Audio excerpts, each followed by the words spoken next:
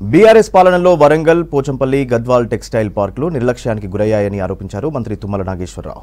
అసంపూర్తిగా ఉన్న చేనేత రంగానికి పూర్వ వైభవం తీసుకొస్తామన్నారు. హైదరాబాద్ నారాయణగూడ పద్మశాలి భవన్లో జరిగిన తెలంగాణ ప్రాంత పద్మశాలి సంఘం అధ్యక్ష ప్రమాణ స్వీకారోత్సవం కార్యక్రమానికి ముఖ్య అతిథిగా హాజరయ్యారు తుమ్మల. కార్యక్రమంలో ఎమ్మెల్సీ ఎల్ రమణ పాల్గొన్నారు. తెలంగాణ ప్రాంత పద్మశాలి సంఘం రాష్ట్ర అధ్యక్షుడిగా ఎన్నికైన మురళితో మంత్రి తుమ్మల ప్రమాణ స్వీకారం చేయించారు.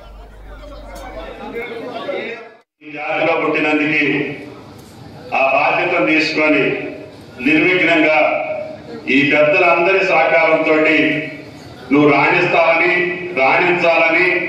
అందరి మనసుల్లో మా మొదటి ఉండాలని చెప్పి ఆ మార్కండేయ స్వామిని ప్రార్థిస్తూ తప్పకుండా నాకు వచ్చినటువంటి అవకాశం ఈ వర్గానికి ఎంతో కొంత మేలు చేసేదానికి మన ప్రభుత్వం చేతనైనంత చేస్తూనే కేంద్ర ప్రభుత్వంలో ఉన్నటువంటి పథకాలని తప్పకుండా మన రాష్ట్ర చేనేత కార్మికులకి తీసుకొచ్చి వాళ్ళ జీవన విధానాన్ని, జీవిత స్థితిగతుల్ని మెరుగుపరిస్తే అంతకంటే మన జన్మకి సార్థకత లేదు అని చెప్పి ఈ సందర్భంగా మనం చేస్తాం.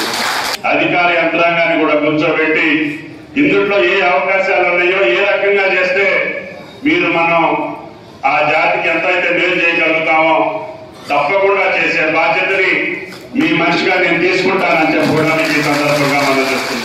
ఏ విధంగా అయితే భారతదేశంలో పనిస్తున్న ప్రాంత పద్మశాలి ఉన్నాయో వాటి భిన్నంగా పనిచేసి జాతీయ స్థాయిలోనే తెలంగాణ పద్మశాలి సంఘం ఒక ఆదర్శంగా ఉండాలని చెప్పని మనసారా కోరుకుంటూ చూస్తున్నాను. ముఖ్యంగా ఏదైతే చేనేత సమస్య ఉన్నాయో ఆ చేనేత సమస్య దృష్టిలో పెట్టుకొని మంత్రి గారిని విన్నవించడం జరిగింది. మొన్ననే 4.5 కోట్లు కూడా కరీంనగర్, వరంగల్ చేనేత కార్మికులు రిలీజ్ చేయడం జరిగింది. రాబోయే రోజుల్లో ఏదైతే సిరిసిల్ల వాళ్ళు కానీ, పవర్లూమ్ కానీ, హ్యాండ్లూమ్ కానీ బకాయిలు గత ప్రభుత్వం బకాయిలు ఇవ్వకుండా పెండింగ్ పెట్టింది. తుమ్మల నాగేశ్వర గారి దృష్టికి తీసుకెళ్తే వెంటనే స్పందించారు.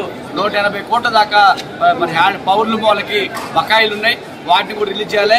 480 కోట్ల దాకా గత ప్రభుత్వం ఏదైతే వివిధ శాఖల్లో బకాయిలు పెట్టుకొని ఈ టెస్కోకి ఇవ్వలేదు, అది కూడా మంత్రి గారి దృష్టికి తీసుకెళ్ళాం.